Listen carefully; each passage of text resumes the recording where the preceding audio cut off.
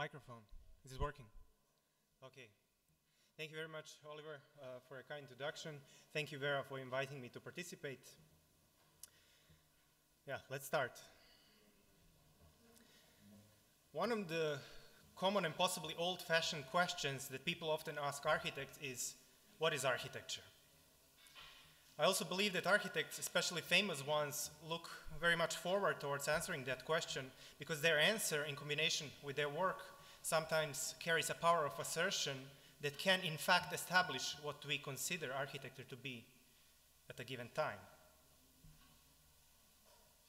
My aim here is not to offer you my own definition of architecture. I would rather like to start by reflecting on the opposite of that famous question, or what architecture is not. If I learned anything during my career as an architect and a researcher, is that architecture is simply not a discipline. And this is an important quality that architecture shares with mathematics and philosophy. Architecture does not have a specific agenda or a focus, and it is not about improving or solving anything in particular. Architecture has a very broad interest in the world and aims to find a way to integrate and articulate everything there is. Each and every masterpiece of architecture seems to be related with the world as a whole. The more facets of the masterpiece you unveil, the more you learn about the world it mirrors, the more you learn about the body of thinking of its time. Another interest of mine is computers. Again, I will not attempt to tell you what computers are about, but ask instead what they are not. What I also learned early on from Professor Hovestad is that computers are not machines, and that information technology is not a discipline. What we do know is that compared to architecture, the legacy of computation is a short one. We also know that computation started emerging as a byproduct of a big turmoil of the 19th century, which aimed to ground mathematics upon formal logic and also introduced systematization and disciplinarization of knowledge. These flamboyant statements of mine, however, seem to contradict with what we can observe in architecture today. It seems as the events of the 19th century and early 20th century did in fact turn architecture into discipline. The production of architectural artifacts that are in tune with the world we live in is becoming more and more dependent on the work of engineers. They offer technological expertise in solving, optimizing, saving money, calculating the forces and flows. They also claim the mastery over dealing with information. At the same time, traditional architects are increasingly giving up on keeping up the pace. If you take a look at famous architectural schools, ETH Zurich, for example, there is a strong and admirable tendency of trying to preserve architectural legacy, but it comes bundled with a very aggressive dismissal of contemporary information technology and a generally negative stance towards computers. My point here is that if architects give up on being in tune with contemporary technology, others who are able to master it will be the ones implicitly giving an answer to the famous question, what is architecture? My belief is that architects need to open themselves up to the world and start learning how these complicated things around us work. We need to regain interest in everything that is around. One of the culprits of education, which I believe we also owe to the 19th century, is that from the perspective of expertise and pedagogy, wanting to know the world is a paradox. Because the knowledge is too vast and there is too much to know. One should instead concentrate its efforts towards something manageable and just forget the rest. But contemporary mathematics, unlike formal logic, teaches us that paradoxes can be embraced. And the real depth of learning, in my opinion, mostly comes with learning how to work comfortably on higher levels of abstraction. Also, learning requires making some alliances outside of one's comfort zone. How about, for starters, befriending the other non-disciplines like mathematics and philosophy? My main research interest is in the notion of a model. The difficulty one faces with dealing with models is to remain on an abstract level and develop an immunity towards specific agendas that are often promoted with them. In architecture, there is a difficulty of separating the notion of a model with the idea of representation. The notion of architectural model is often equated with 2- and 3-dimensional representations of buildings, both physical and computer-made. This, in my opinion, poses a serious limitation as it discourages creation of computational models which could address architectural questions outside of the spatial order. Computational architects have indeed produced a lot of fascinating artifacts in the last 50 years, many original and differentiated. Yet my research coming from a model-based perspective suggests that the big majority of these artifacts are derived from a very limited repertoire of master models. What differentiates them is purely their geometric rendering. In my experience, the field of computer-aided architectural design does not see this as a big problem, nor it finds much interest to orientate and position itself within the larger context of modeling. This very task became one of the first ones I have undertaken in my research. Results of this effort supported my assumption that the computational models we use in architecture today are indeed modeling relics of the past. Before I go into details, I will present my main line of argumentation. Broadly speaking, I would argue that computational modeling in architecture follows the logicist tradition of modeling. Within this tradition, formal logic is seen as the vehicle of model making. The tradition promotes a hierarchical geometric view to the world. On the other side, I would argue that contemporary information technology, including machine learning, follows the algebraic tradition of modeling, with abstraction as the vehicle of model making. This tradition does not reject geometry, but also welcomes and accommodates topological and harmonic perspectives. Above all, it promotes their interplay. Let me offer you some background on this. 19th century came as a ravaging earthquake to the established traditions of logic and geometry. It started with an ambition of systematizing knowledge and providing it with an adequate system of foundations. Such efforts brought increasing rigor into the study of logic. Very soon, the rational statements which we consider to be self-evident truths, such as Euclid's postulates, started to crumble in an attempt of separating the deductive logical from the geometrical content. In 1829, Lobachevsky developed a geometry by appropriating the first 4 axioms of Euclid and asserting that in his geometry, the famous 5th postulate is not a true statement. This hyperbolic geometry was able to describe a world that could not be observed empirically. Yet from the mathematical point of view, his construction was as valid as Euclid's. The loss of stability, initiated by striping away the truthfulness and meaning from the axioms, was frightening.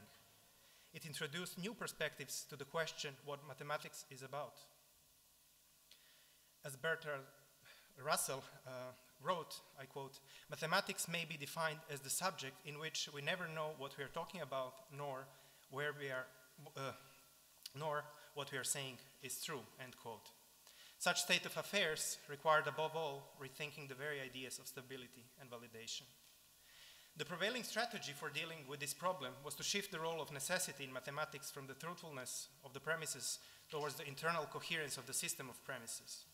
Let's see an example of this. If we were to ask a question whether the sum of the angles in a triangle is equal to, less, or greater than 180 degrees, an answer would differ depending on the time we asked it. From the perspective prior to the 19th century, we would conclude that the statement number 1 is true, while the 2 other statements are false. From the perspective of coherence, I quote, "These 3 distinct theorems are mutually exclusive only within one and the same system depending on its postulated number of parallels. If the number of possible parallels is left undecided, more than one option could be true at the same time," end quote. This led to the idea of consistency. If an axiomatic system was to be consistent, it needed to guarantee that no mutually contradictory theorems can be deduced from the postulates. Let's see what this means on our previous example. Here, we have the statement, the sum of the interior angles in a triangle equals 180 degrees, and its negation, as potential theorems within some deductive system of geometry. What consistency requires in this context is that you should be able to deduce only one of these statements. If you can deduce both within the same system, such system would be considered inconsistent.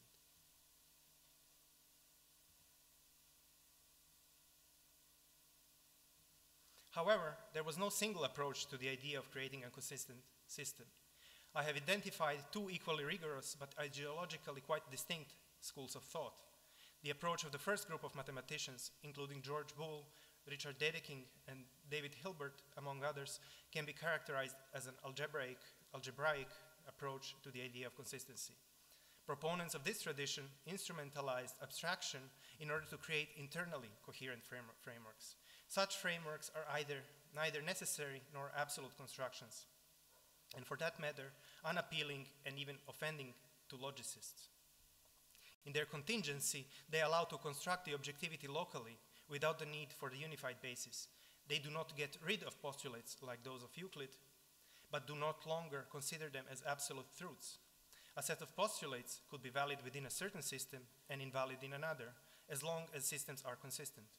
On the other side, Gottlob Frege, Bertrand Russell, and their school of thought established an approach based on formal logic. Their ambition was to create a unified system of foundations upon which the whole of mathematics could be deduced from bottom up.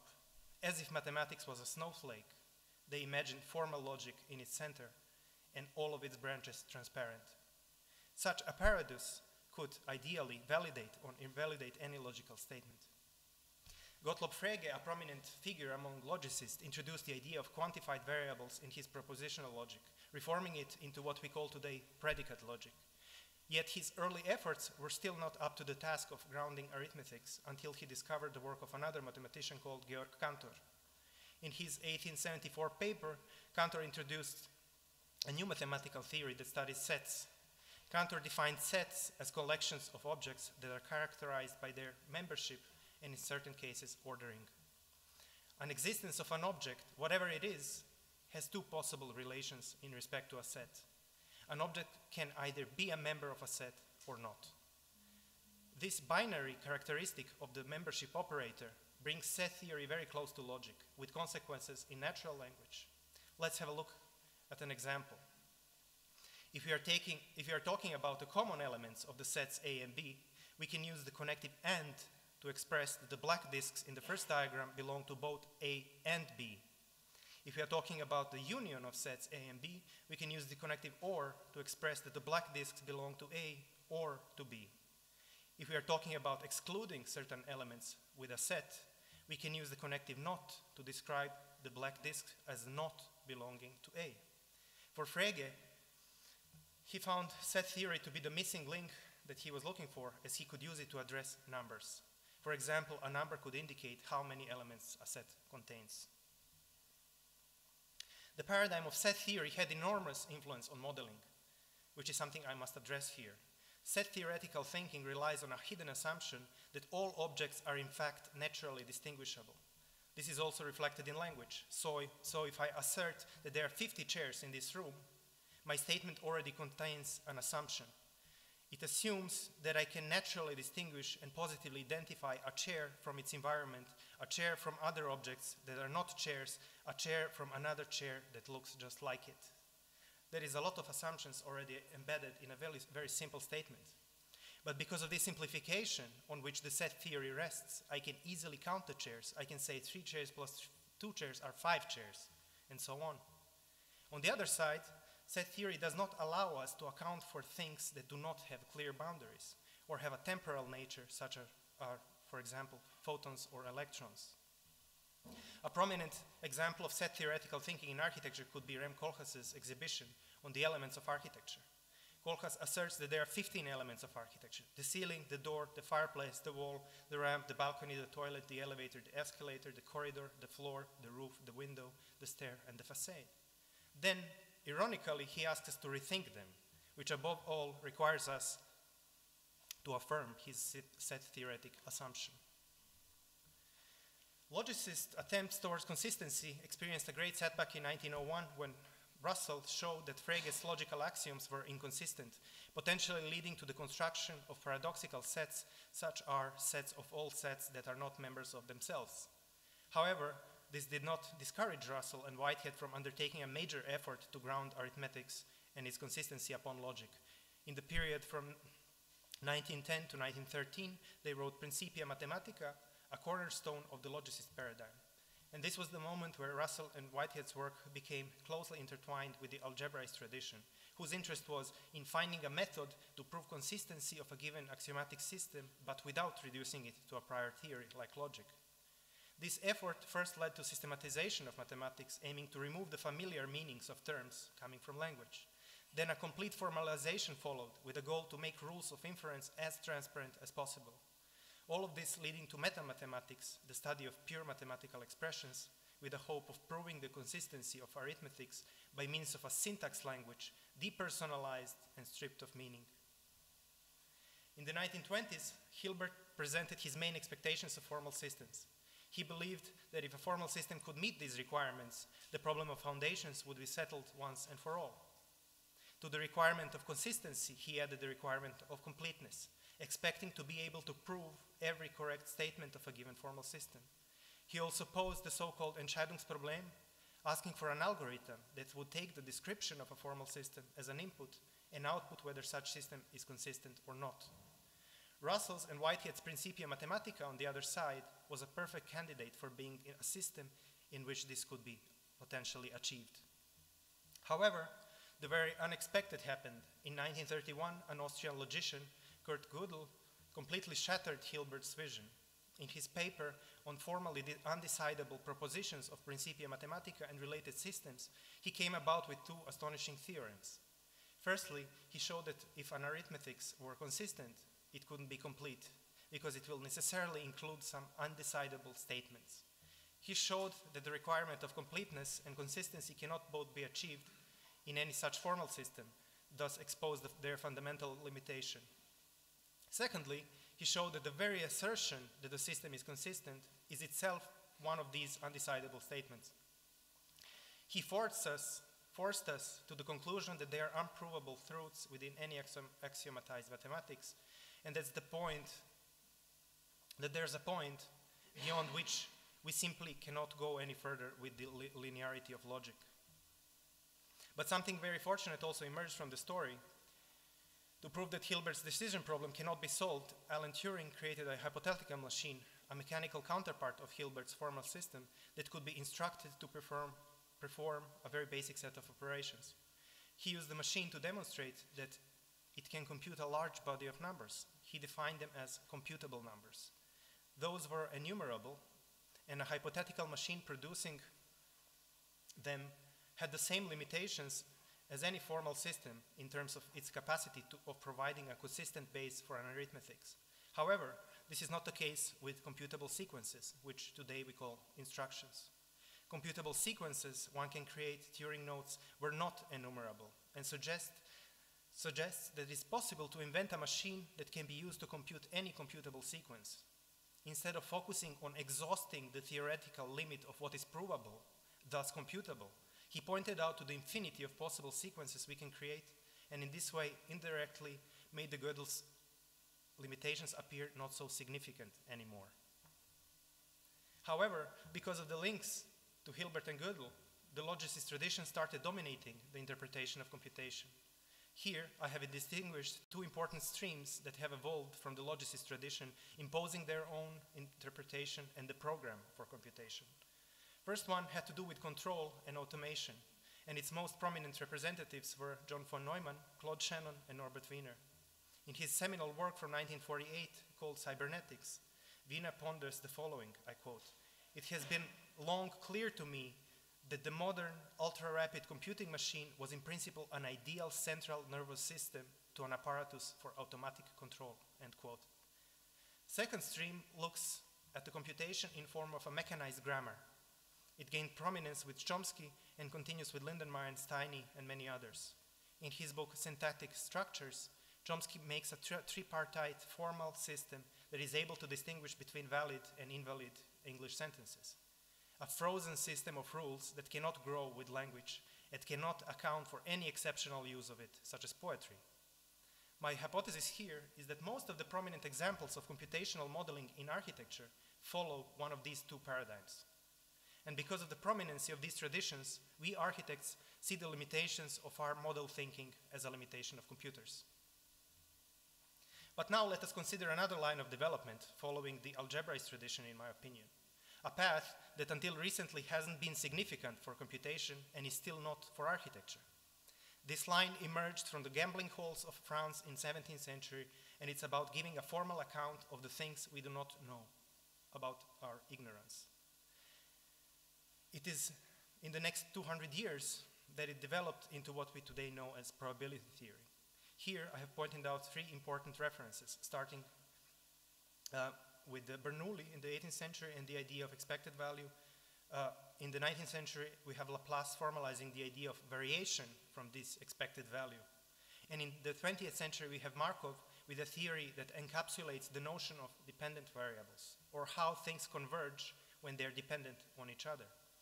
Markov model is especially interesting for us because in 1906 it was considered practically useless, but 100 years later Google turned it into a computational model that will become the basis of its search engine and fundamentally change how we think of information. Here I have illustrated a process of creating a Markov chain from a small binary data set. In his model, Markov encapsulated the notion of time by means of sequentiality. His model requires at least two levels in time. Past state makes it possible to address the likelihood of the current, which on the same account allow us to calculate the probability of some future state according to the current one. What Google did is simply represented Markov states as web pages and transitions as hyperlinks between them. The probability of an average user randomly landing on your specific page within the interconnected web objectively determines your Google search ranking. And this is why Google is able to answer more than 1 billion questions per day in less than 1 second per question. One notion that is particularly valuable for architects is the notion of space. A conception of Euclidean space is mostly considered to be an empty space, mathematically speaking, a substrate of a vacuum. With Descartes' development of analytic geometry in the 17th century, this empty space and the elements within it could be for the first time algebraically described. A conception of space could be used as a reference system for science to describe various physical processes. But the works of Bernard Riemann in the 19th century introduced yet another idea of how a notion of space could be conceived. In 1854, Riemann introduced the notion of spatiality through the general notion of magnitude and named it manifoldness. He presented a perspective in which Euclidean conception of space was only one among many specializations of the manifoldness. As a cornerstone of his presentation, Riemann introduced the notion of quanta, which has two aspects. One aspect is discrete, could be described with elements and quantified by counting. The other one is continuous, described with points and quantified by measuring it by means of something external to it. What Riemann in fact did, he separated the notions of what we today know as topological and the metric structure of space. His conception of spatiality wasn't introduced by an interplay of axioms, but it is in fact an abstraction of how we can think about space. This is why I consider it as the part of the algebraist legacy. In his later work, Riemann introduced an approach for bridging the local and the global perspective to the manifoldness, known as covering spaces. This can be illustrated with the notion of deformation. On both drawings, there are two curves located on the surface of a disk. In the first case, the blue curve can be continuously deformed into the green one, and if there is an obstacle on the path, the curve can bypass it by deforming itself. However, on the right drawing, the blue path cannot be deformed into the red one because of the hole in the middle. The red curve makes a single loop around the hole and the blue curve does not. In the context of deformation, for both curves, the hole in the disk is the limit of their world. There's nothing a curve can do to deform itself into the other one. But Riemann has another perspective on this situation. He embraces the obstacle. He introduces another identical path, but places it in a larger space, containing the old one, but accommodating for more. This is known as a covering space, and in case of a ring, the covering space is a spiral. So from the perspective of the first path, which lives in the original space, the second path is identical to it. Yet the second path introduces something new. Every time the first path makes a full turn around the hole, the second path generates a new dimension, indexing the original path. And this very movement began characterizing our obstacle, which was beforehand inaccessible limit to our world. Such notion of spatiality is much more liberating and accommodating to discuss what we are experiencing with internet today. Because internet is a place where new things are being born, emerge, grow, expand, and transform, and die all the time and without any particular reason. Often so, irrespectively of the underlying physical infrastructure. From the perspective of unfolding of a covering space, we can start thinking about the internet outside of any Cartesian or spatiotemporal setup. Its structure is not predefined nor embedded in some kind of space-time, but rather grows freely from the inside out, as Professor Hoverstadt showed yesterday. Such unfolding architectonics I have defined as structurability, and I would like to see it play a greater role in architectural modeling. At the same time where the battles of logic and formal systems were fought, the two pillars of modern physics started to emerge, quantum and relativity theory. Needless to say, modeling in quantum theory relies completely on a probabilistic characterization. As the famous physicist Richard Feynman wrote, I quote, "To calculate probability of an event is in fact all that nature permits us to do," end quote. Here, the probability is used in a harmonic context, where metaphorically speaking, 1 and 1 plus 1 is not necessarily 2, as the calculus also depends on the phase of the elements that we are superimposing. Due to their harmonic nature, models in quantum physics do not discard seemingly invalid cases like formal grammar does.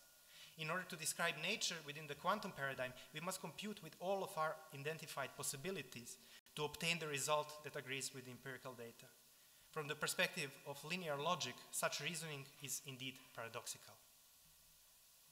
For this reason, I believe that the viewpoints that insist that computation is not only formally, but essentially equivalent to mechanical application of logic are misleading. Because computers we use today are the artifacts that reflect the quantum world we live in. Thus, if we approach computation from the logicist perspective, we are confronted with the implications of Gödel's theorems and limits of computation. But if we approach it from the algebraist perspective, then our interest will be, to quote Bühlmann, the model theoretic procedures that computation makes articulable, end quote. These procedures will not be objective nor absolute anymore. They won't be necessary nor contingent. Looking from this perspective, computers are beyond questions of logic and are as good as our thinking is. This overview should be sufficient to address computational models in architecture within a broader perspective on modeling. In their first encounters, architecture and computers began to medialize the technique of drawing. Early experiments such as Sutherland's Sketchpad gradually introduced a generic model of space to computer screens and seemed to settle an unspoken agreement that a computer-generated space should mimic our natural intuition of three-dimensional space. An emergent branch of mathematics called geometric modeling and its pragmatic counterparts devised novel techniques for computing idealized geometrical components such as lines, curves, surfaces, and solids. The field of computer graphics appropriated their models with a different goal in mind, to create a realistic simulation of the real world. By following the agenda of computer graphics without reflecting on it, architecture adopted a modeling paradigm that affirms the pre-19th century point of view in regard to geometry, but by using, ironically, the technology of the 20th century. Modeling in computer-aided design utilizes computation only at the level of the infrastructure, while the designer's work remains mostly manual. In contrast to that, we can define computational models in architecture as those that rely on computational procedures as the essential part of the modeling design process. While researching these models in detail, I was astonished to discover how closely they reflect the prominent computational paradigms of the 20th century. A large majority of computational models in architecture in the last 50 years subscribe to the positions of Minsky, von Neumann, Wiener, Chomsky, Steiny, and others. In accordance to that, I have identified legacies of artificial intelligence-based models, rule-based models, and control-based models in architecture without their respective traditions. Rule-based design models incorporate a set of rules whose application evolves the design of the object. Within the category of rule-based models, I further distinguish between recursive or grammatical models, following the tradition of production-based systems such as Chomsky grammars, then emergent or cellular models inspired by von Neumann's theory of automata and Turing's theory of morphogenesis, and logic-based models adopting the formal logical reasoning as the principal mode of design. Within the category of control-based models following Wiener's legacy of cybernetics, I distinguish between adaptive models, directly relying on feedback chains, parametric models implementing a unified system of procedures for governing the creation and manipulation of spatial form, and generative models relying on compatible stacks of transformations for the purpose of evolving the object's form and structure. Within the algebraist tradition, I have identified the mathematics of probability, the notion of structurability, and quantum characterization of an object as the elements that can help us to present a new vision of architectonics. My hypothesis is that introducing these elements will bring greater potency, contingency, and freedom of articulation to architectural models in comparison to what we currently have at our disposal. I will present you two models that, in my opinion, integrate probability, structurability, and quantum characterization, or are compatible with it. The first one is the natural communication model created by Elias Zafiris that he just presented, a model that employs the framework of category theory in the context of quantum physics. The second model comes from a language, and it is described in Louis Hjelmslev's book, Prolegomena to the Theory of Language, from 1940. The traditional idea of problem solving is that you are on your plane of reference.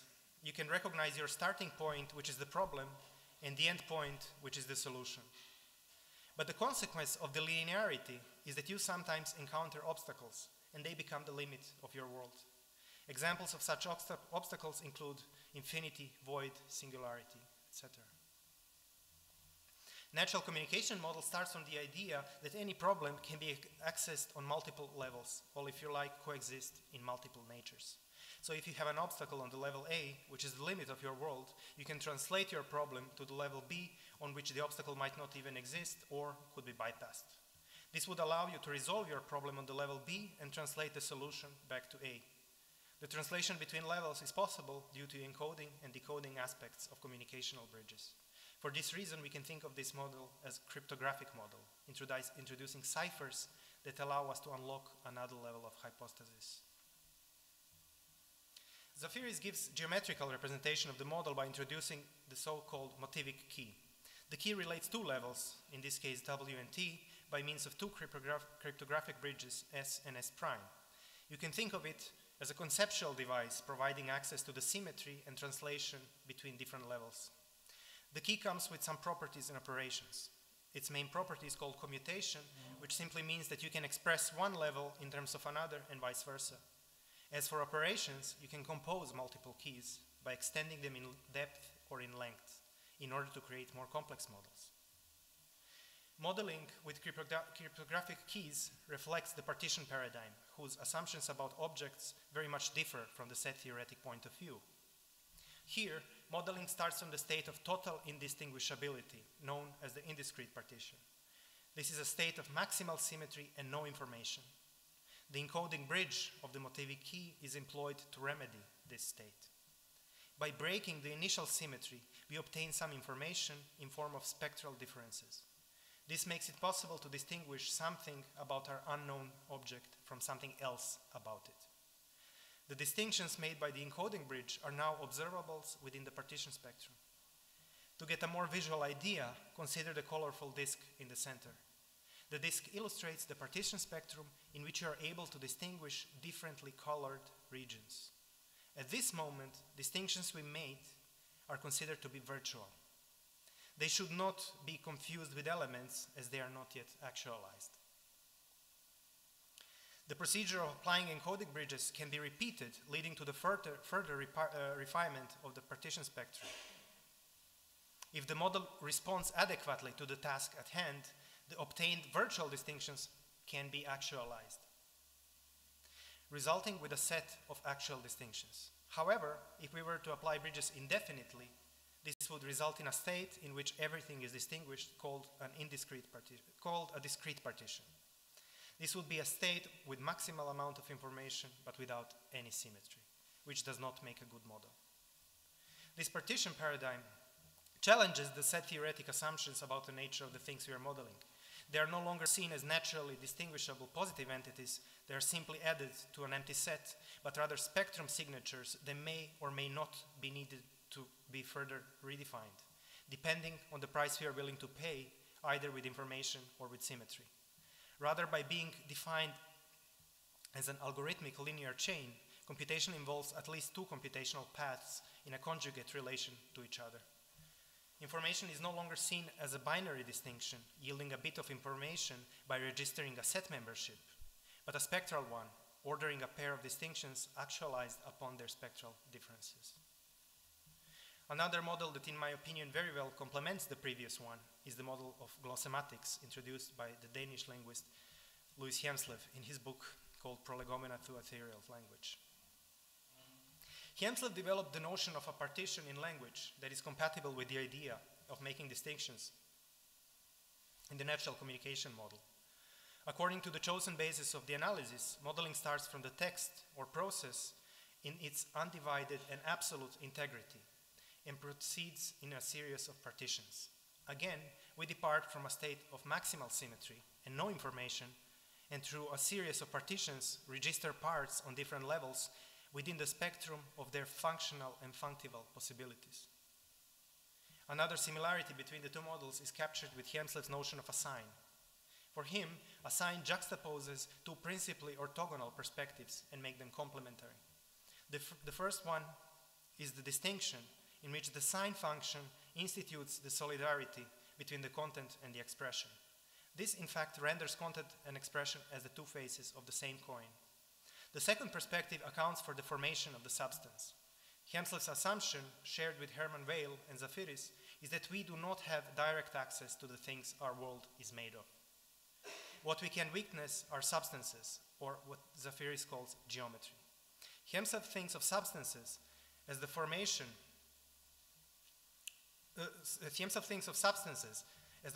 which he calls form. Of substances as the principle of formation, which he calls form. Finally, the second perspective to the sign, which encapsulizes form into substance, is joined with the first one instituting the solidarity of content and expression. Gilles Deleuze appropriated this idea of continuous branching into complementary parts from Hjelmslev and named it double articulation. An important ambition of the prolegomena was to demonstrate that the nature of language is algebraic. In the last part of his book, Hjelmslev algebraically manipulates elements of the sign function, introducing different architectures of semiotic structures. His gesture is very similar to the one that Zafiris makes when composing his motivic key into more complex models of communication. What we have is two models, one coming from quantum physics, another from language, made compatible by their shared algebraic constitution. Now let's talk about the possibilities of computationally implementing a model of communication inspired by these ideas. The model that I proposed, named self-organizing model, is not my invention. Rather, my articulation of the work of many others. It aims to describe certain aspects of machine learning within an abstract mathematical context of communication models I have previously presented. The majority of my research on machine intelligence involved working with an algorithm called a self-organizing map. I will abbreviate it as a SOM. A SOM is often seen as a visualization tool, even by its author, Teuvo Kohonen. On the other side, it is easy to find a large number of successful applications of SOMs that have nothing to do with visualization, including nonlinear time series prediction, function approximation, control of dynamical systems, etc. In his doctoral dissertation, my colleague Vahid Mousavi presented a table in which he indexed a large body of concepts surrounding the algorithm.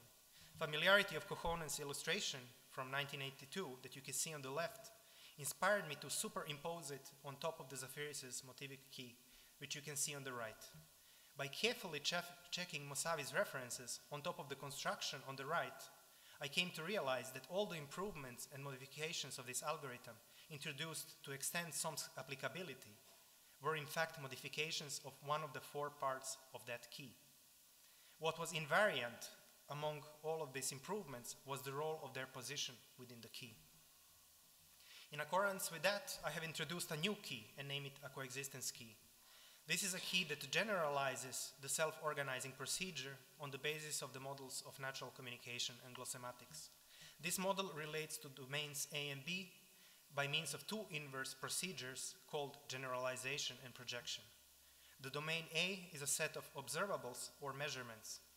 We also have another domain, B, at the bottom, which is conjugate to A. This level is a self-referential system of nodes and arrows called a category.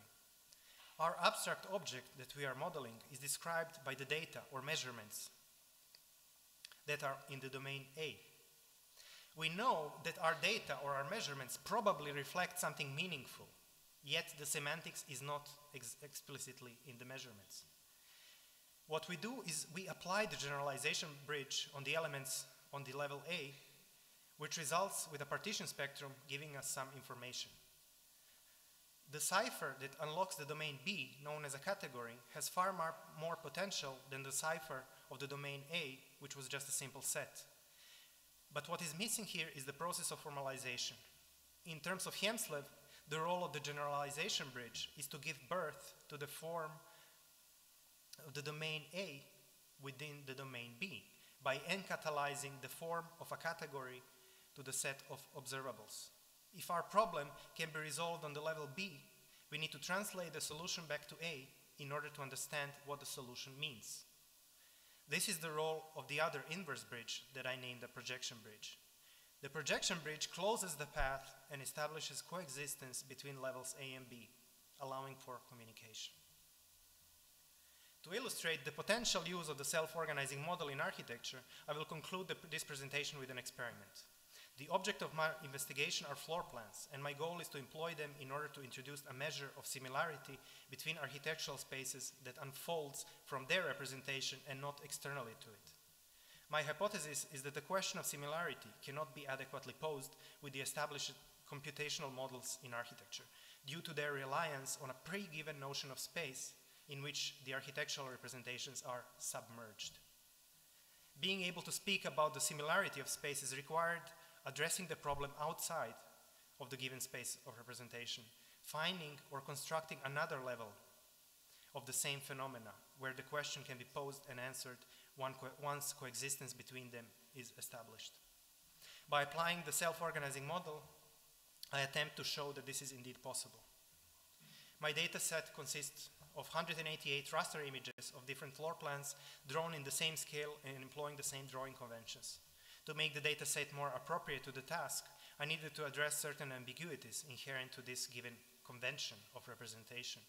For example, if the walls are displayed as two parallel lines, it can be computationally difficult to register them as an obstacle in space. So I filled the walls with black pixels. Another potential problem was the random rotation of floor plan scans. I have addressed this problem by creating a model that rotates them according to their most dominant axis, according to the lines in the drawing. Finally, I was able to produce a data set with the ambiguities minimized and images rotated according to the common principle. The next stage of modeling involves the partition procedure. The first stage of the partition was already accomplished by separating the floor plans into different images. Now, I divide each image into a number of parts in such a way that the collection of equal size parts covers the image entirely. According to the selected size of the parts, increasing their number over a required limit will result in overlapping parts. This redundancy proved to greatly enhance the model as it introduced a larger number of elements and greater overall variability. Partition schema illustrated on the image in the middle uses a large overlapping factor yielding 432 parts from a single floor plan image. This number of parts is then further increased by applying the rotation transformation group illustrated on the image on the right. This procedure comes from the assumption that the floor plan parts are not always orthogonal. Thus, any of the parts can be found in the actual data differently rotated depending on the context. When the partition procedure was applied to 188 floor plan images with a minimal overlapping, it produced over 500,000 of parts. Here I have a sample of 24,000 parts out of 500,000. At this stage, it becomes apparent that the large number of parts extracted provides very little information about our abstract floor plan object, appearing like a white noise from a distance. We can consider this apparently entropic state of our abstract object as the state of total indistinguishability, characterized by the maximum symmetry and minimum information. Next issue, which I needed to address, had to do with the geometry of space.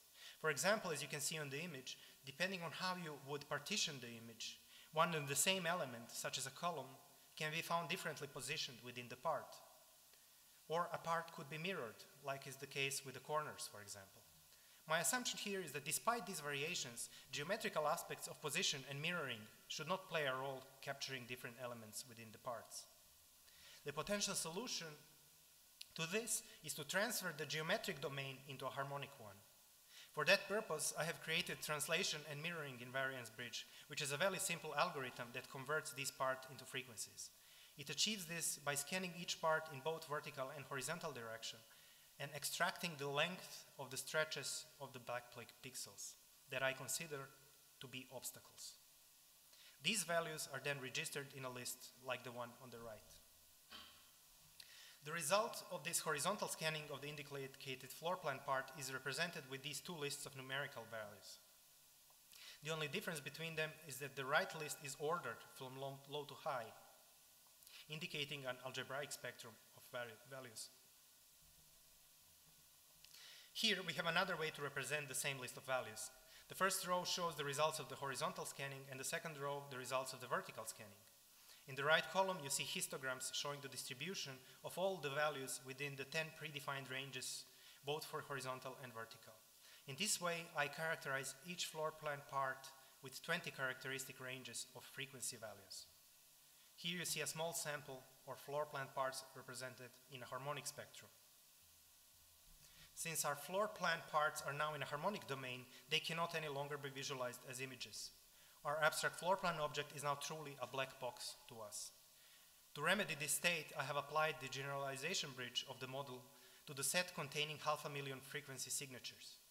The bridge was implemented by using a self-organizing map containing 100 cells organized in a toroidal lattice. After the learning part is concluded, the content of the lattice comes into a stable configuration. If we take differential view to the lattice by using the so-called Ulch matrix you can see on the right, we can think of the differential view as the partition spectrum. And now we can think about each cell of their aggregates or their aggregates as virtual distinctions. Each virtual distinction is in itself meaningless, yet it is relatable to each of our floor plan parts precisely because they are constituted by means of the same cipher. Each virtual distinction acts like a magnet, attracting those floor plan parts that have similar frequency signature. Because of this, each virtual distinction, here represented by a red cell of a matrix, attracts a unique set of actual distinctions. These actual distinctions correspond to the certain floor plan parts that you can see on the image. On the basis of the generalization procedure, I have obtained 100 distinct classes of floor plan parts without ever asserting beforehand what I expect their content to be. Since the distinctions are now actualized, they obtain a geometric reference, so we can visualize them on top of the partition spectrum. The challenge now is how we can use these spectral distinctions to describe floor plans. What we can do is symbolize the classes of virtual distinctions. From the perspective of Hjelmslev glossomatics, a proper way to name these entities would be figura. But metaphorically speaking, we can also think of them as an alphabet that can be used to institute floor plans in a form of a writing. Here I have instituted 100 characters composed of the letter S and the number indexing the position of the cell. My goal is to use these characters to describe any possible floor plan created with the same conventions. This is how we describe a single floor plan symbolically. First, we divide it into a number of parts. Then, we calculate the frequency signature of each of the obtained parts and present it to our code book associated with an alphabet.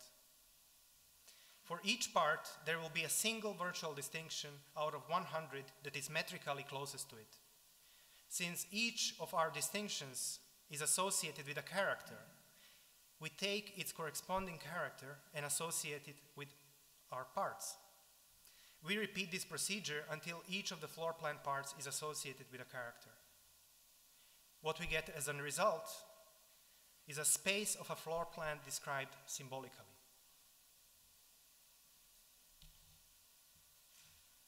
And this is how the newly obtained symbolic representation of the floor plan looks like. If we would like, we can also overlap these two conjugate representations on a single image. We get something like this. Of course, this may not be very interesting as an image, but when you think about what it means, I think it's quite interesting. Here are some more examples. As you can see, the symbol S17 always represents the empty space of a floor plan without me ever instructing the computer that such thing even exists.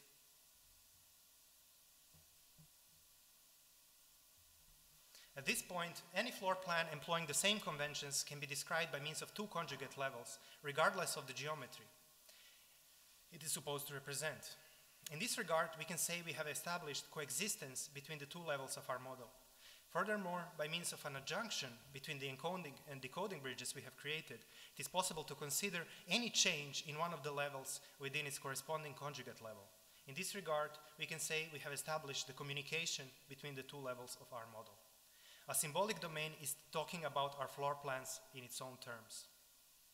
Once we have achieved this, the question is, can we establish a notion of similarity of floor plans, between floor plans, on this symbolic basis? The answer is yes.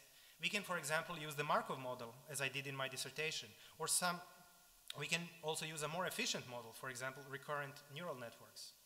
My implementation included Markov chains. For 100 virtual distinctions, I created a model that contains 100 Markov states and calculated the probability of transitions from a single character to its neighbors. Once this is done, we can use these probability values to characterize each floor plan. Now we can apply the self-organizing model once again and obtain a partition spectrum, which you see on the slide. The partition spectrum can be used to measure similarity between any two floor plans taken from our original data set. Here, similarity is in topological domain, and is expressed by a topological distance between the cells of the image. This measure of similarity is obtained by counting the minimal number of steps between any two blocks containing floor plans. And with this, I conclude the experiment. Now I would like to reflect a little bit on what this whole thing might be about. The way we think about objects, both in general and the specific ones we create in our programs, relies very much on our intuitions. Intuition was always there to help us make sense of things, and that very sense has provided us with the necessary stability when we needed it.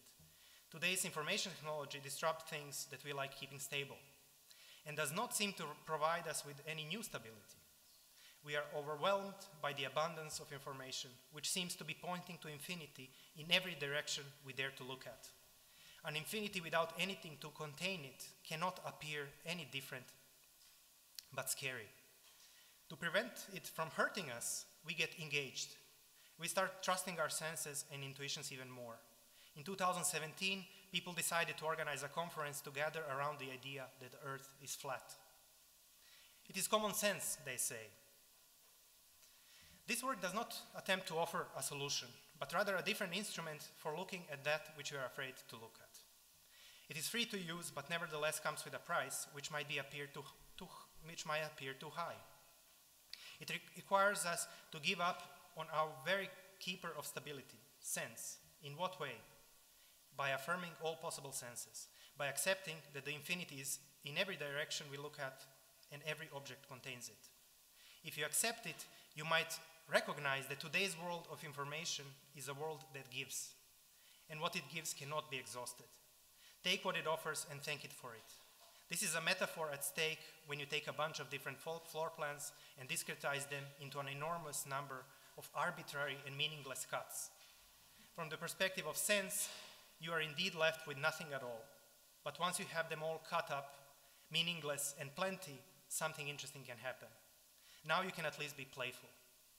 You take these pieces of nothing and all, measure them, put them in constellations, combine them, make them dance for you, if you like.